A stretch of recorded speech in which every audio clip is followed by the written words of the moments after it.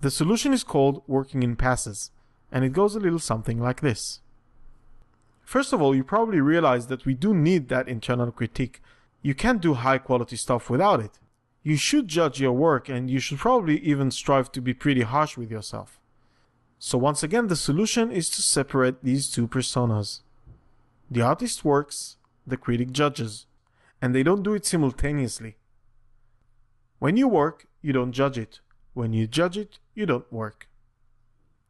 It's like you have this annoying boss we were talking about before, and you just tell him, listen man, I just can't work this way. What do you say? You'll go to the other room and I'll do some work here, and when I feel I got somewhere, I'll just call you in and you can tell me what you think, okay?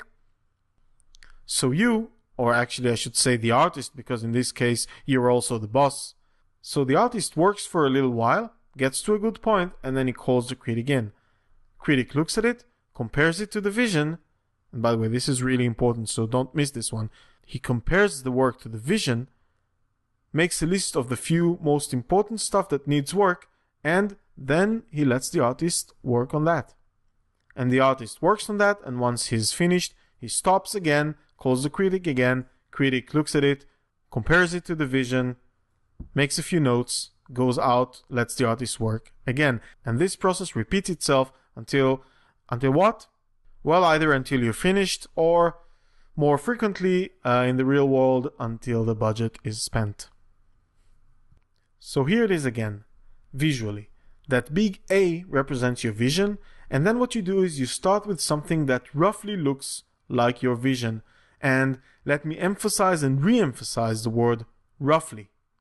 It's very important to start rough and not try to get too precise with this first pass. Remember that core idea that we've been constantly talking about. Respect the process. Take it one step at a time. I call this first pass something to change, because you just put the thing out there, mangled and weird as it may come out, just so you have something to start shaping into place. And by the way, you can think of sculpting. With sculpting, this is really intuitive. You just pile up a heap of clay that kind of look roughly like a face, and then you start working on it, right? But really it's like that in every other art form as well. You just do a very quick pass, put the whole thing down there really fast, and then you at least have a starting point. You have something to change. So for example, if you're a writer, you can just write something really fast that is really wrong, but as long as you complete it really quickly, you just have something to change now. This is something you can start shaping into your vision, into your final thing that you wanted to write.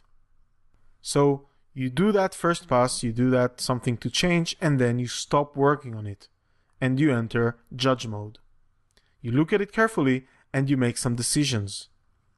In this case, for example, you might say, okay, the corner there is too round. We'll have to triangulate it a bit, and let's straighten the area above it too. And you write that down, or you mark it on the work itself.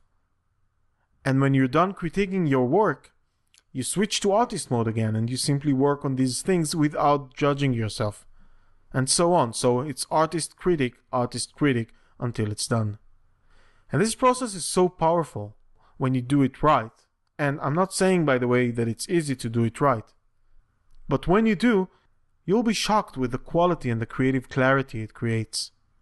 It has so many positive effects, I can't even count them all in this lecture. But here are the two really major ones.